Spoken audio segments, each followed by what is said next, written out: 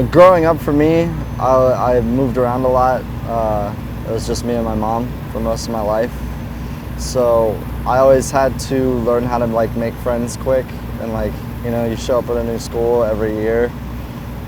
After a while it gets difficult and it just becomes easier to like close off and be on your own, because you know you're just gonna leave again. Later on in my life, that kind of forced me, like, it was very hard for me to, I don't want to say step out of my shell, because I always like had to make new friends, but it was hard for me to find like a meaning into it, like of it, you know, like why would I care about, you know, becoming close with other people or like opening up to other people if it's not going to matter, you know. Being alone for so long, like you become self-dependent, but I mean, like, it also makes you like a very like introverted. Just a lot of time being alone made me like a very like sad person, you know. It's just kind of like like loneliness just leads to that, you know. You just kind of, you don't feel attached to anything, and like it makes you feel very hopeless, you know, at times. Like, there are times that I contemplated killing myself. There are times that, you know, I contemplated running away, just because I didn't think anyone would care, because I didn't care. I think once it starts to get to a darker place, you know, when you've kind of forced yourself to be alone for so long, that, I don't want to say like it dehumanizes you, but like part of being a human being is being social, like interacting with other people and being open with other people. So I feel like when you start to lose that, or when you stop caring about that, is when it can become a dangerous thing, you know? It can make you care less about other people. It can make you care less about yourself.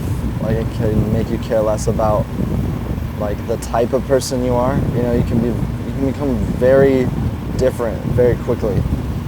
You know, on the opposite side of the coin, like, I kind of force myself sometimes through social media and stuff to be social, like from the point, like, I always ask our fans and stuff to like ask me questions, like, you know, in a way that I can like connect with people through like the opportunities I've been given, you know, to play music and stuff like that. Because honestly, like, I got a guitar when I was 13, and it was like a double-edged sword, because it gave me something to do when I was by myself, right, but it didn't feel right unless I was playing with other people, you know? That's interesting. Yeah. So that's always kind of been like a big deal for me, is just playing music or like being around music. Like, I collect records, and I'll just sit in my house and just, you know, put a record on and read and stuff like that. But then, like, I gotta remember, like, it's something you have to be very proactive about. I don't know.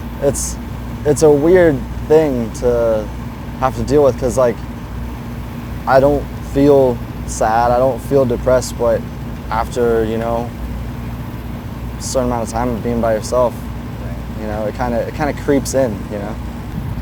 When I worked for them was a big part, like, of kind of forcing me out of my shell, you know. Also, just living with other people, you know, like when you have roommates and stuff, it's hard to find alone time. Kind of forces you out of your bubble. So like, stuff like that, I mean, just forcing myself to like go outside and appreciate like nature and society and stuff like that. I don't know. It's weird, but it's like, I feel like I have to force myself to do that sometimes.